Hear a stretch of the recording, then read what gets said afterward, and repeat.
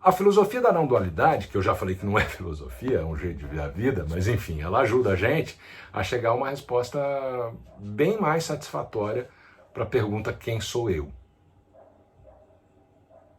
Para entender melhor, as perguntas que eu deveria estar fazendo ou me fazendo para chegar ao conhecimento de quem eu sou seriam mais ou menos assim. Se eu sou meu corpo, qual é o limite entre meu corpo e o resto das coisas? São as minhas terminações nervosas? É a minha pele? Qual que é o limite da minha pele? E o meu cérebro? É o meu coração? Meu cabelo? Opa!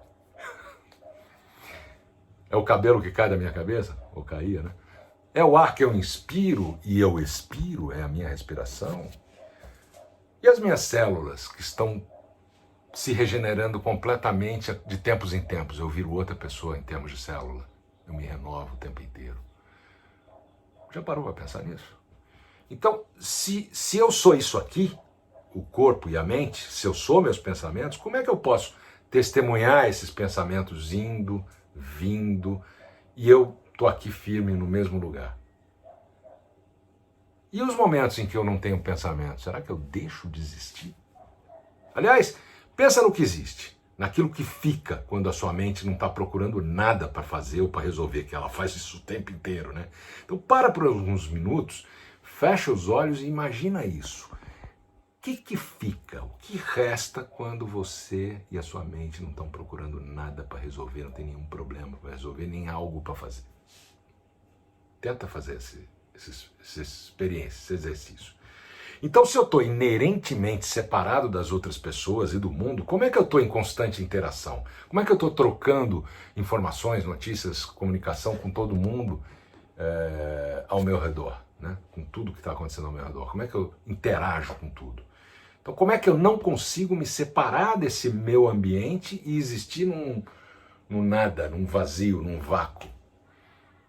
Se eu estou inerentemente separado da força criativa que me fez, que me criou, onde é que essa força criativa existe? Onde é que ela está?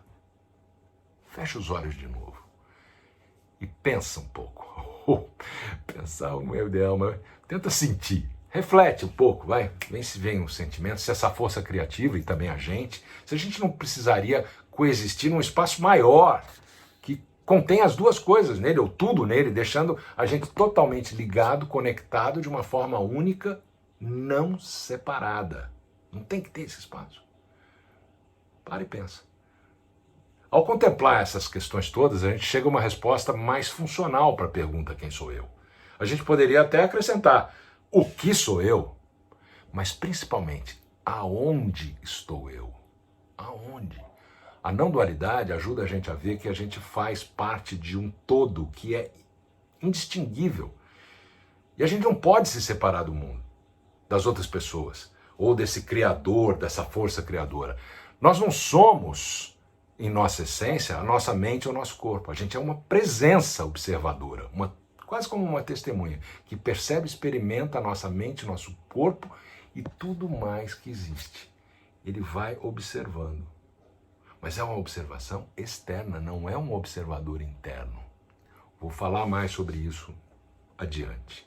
Então essa presença é aquela inteligência espacial lúcida, aberta, que sem dúvida ela está aqui. Ela está ouvindo essas palavras, ela está vendo o que está acontecendo aqui na tela, se você estiver vendo o vídeo, mas se você estiver no podcast, você está ouvindo. Então mesmo que pensamentos paralelos possam surgir enquanto você ouve o que eu estou falando aqui, para essa mesma inteligência que está aí na tua cabeça, ou aonde será que ela está, né? Mesmo que ela pense o que está contrapondo com aquilo que eu estou dizendo, né? E a gente vai explorar muito isso, essa racionalidade do ego de defender que isso aqui tudo pode ser um grande absurdo e você não para nem para pensar, mas esses pensamentos estão acontecendo enquanto você está observando essa situação. Essa é a presença que eu estou falando. Então a gente não pode realmente conhecer essa presença ou sentir essa presença, porque ela não é uma coisa, um objeto. Eu não posso ver, eu não posso pegar, mas ela é intimamente familiar para nós. é a nossa própria realidade, a nossa própria natureza, e a gente não pode deixar de ser essa realidade, essa natureza. Então, quando eu falo não sentir, é não sentir nos nossos sentidos mais comuns, mas está ali, é uma presença que você sabe que está aí. Você não consegue dizer eu não sou, é impossível. Isso está ali. Então testa isso agora em você mesmo. Você já notou que seu senso mais íntimo de ser, ele nunca mudou? É por isso que a gente se sente lá no fundão, ainda do mesmo jeito que a gente se sentia quando era criança. Essa presença sempre foi o eu, com 2 anos, com 5 anos, com 15, com 30, né? E assim por diante. Sempre fui eu. Eu mudei fisicamente, mentalmente, mas essa essência nunca mudou. Os atributos, as ideias sobre a gente mesmo, né, eles mudam constantemente, mas a sensação de ser nunca mudou, não é mesmo? Veja se não é assim. Veja se você consegue se lembrar de algum momento ou alguma época da sua experiência de vida onde essa sensação central de ser, essa presença era tão forte e ela não estivesse com você. Você deixou de sentir essa presença? É impossível. Porque alguma coisa, algo ainda estaria presente para perceber a sua própria ausência. O fato dela não estar lá. Alguém está percebendo isso, ou algo. Essa presença ou consciência simplesmente não pode ser negada. Ela é a base de tudo. Tudo está contido nesse espaço, nisso. E tudo surge para e de como essa consciência. Essa é a única realidade que existe. A única. É a única realidade que eu sou. De novo, você consegue pensar e falar eu não sou? Isso sempre esteve aqui, mas simplesmente passou despercebido por nós. É tão óbvio que a gente nem percebe.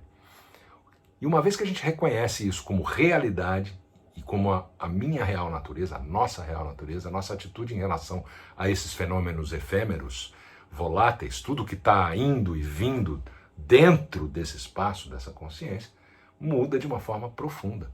Então a gente está se tornando real com o que é real e com quem a gente é.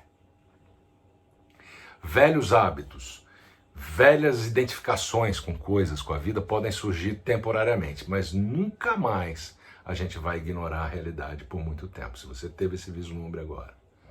Se você não teve ainda, não desista. Vale a pena procurar. Então, essa nova resposta é muito mais satisfatória para aquela pergunta do quem sou eu, do que aquelas respostas que a gente deu antes, né?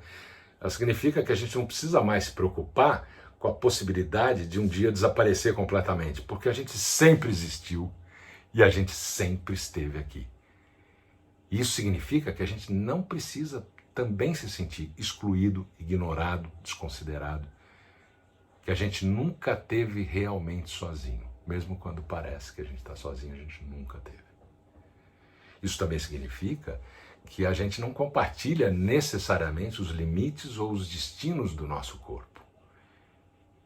Em última análise, tudo é como devia ser. Porque a nossa história não é a história de uma pessoa, de um indivíduo separado, vivendo nesse espaço, nesse tempo.